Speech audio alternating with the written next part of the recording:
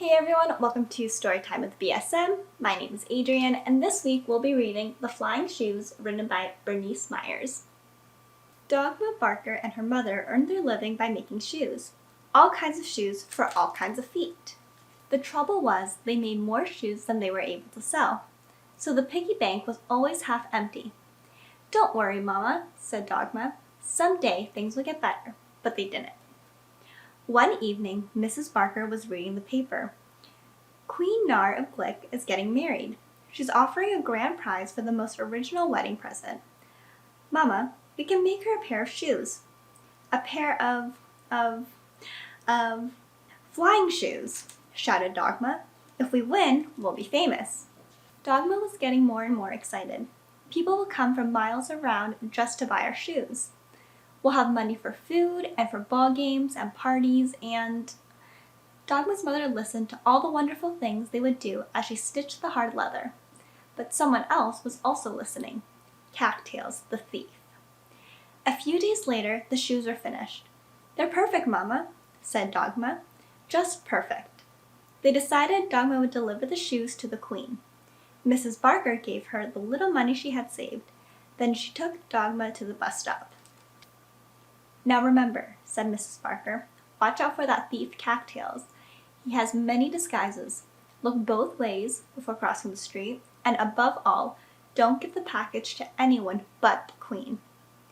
Dogma took her seat on the bus and held the package tightly on her lap. No sooner had the bus left than a voice behind her began asking questions. "What's in the package?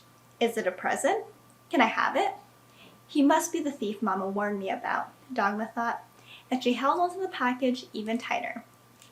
The bus dropped the passengers off at the dock, and Dogma boarded a ship. The whistle blew and the ship sailed out of the harbor.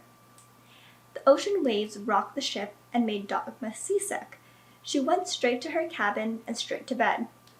She had been sleeping only a few minutes when the door slowly opened. It was Cattails. He tiptoed into the cabin and reached out to grab the package. But before he could snatch it, the ship rocked and Cattails tumbled backward out of the door, which slammed shut right after him. A few days later, the ship reached port. Dogma was the last one off. A taxi was waiting for her. Dogma boarded the train just in time. She sat near the window and looked out.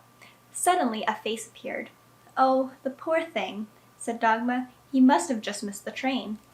Dogma opened the window and helped him climb inside. "Water, water, water," he begged. "Nurse, nurse, nurse," he added. Dogma ran out into the passageway. Cattails reached up for the package. "At last," he cried.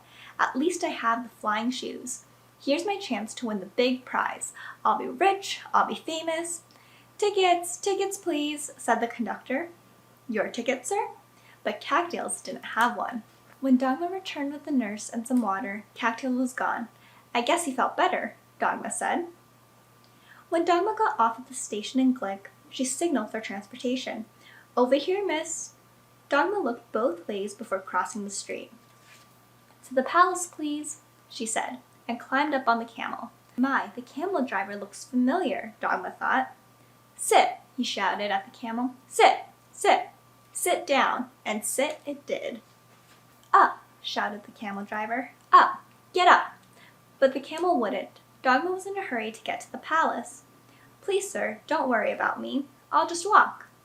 By the time Cattails freed himself, Dogma was already at the palace.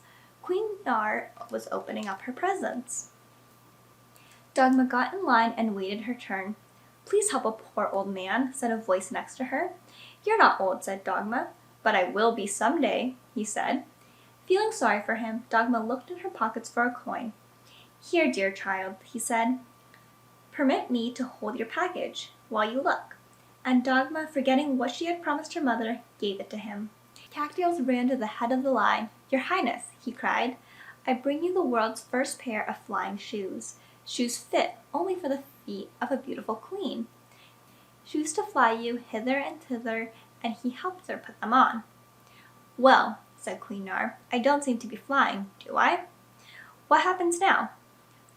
Said Cattails. "I don't know." "You don't know?" said Queen Nar. I don't remember." "You don't remember?" But I remember, Dogma shouted out, and she pushed the secret button that sent Queen Nard skyward. After circling the palace twice, Queen Nard returned to give Dogma the grand prize, a parrot. She gave Cattails the thief a year in jail. Dogma returned home the following day. Her mother was happy to see her, but a little disappointed in the grand prize. "You brought home a parrot?" The grand prize was a stupid old parrot? But the Barkers soon learned that their parrot had magical powers. Dogma and her mother did become famous, and everyone did come from miles around to buy their shoes. Even Queen Nard and her family, who fly in to visit every summer. Thank you so much for joining us for this week's story time. Don't forget to tune in next time, and we'll see you soon. Bye!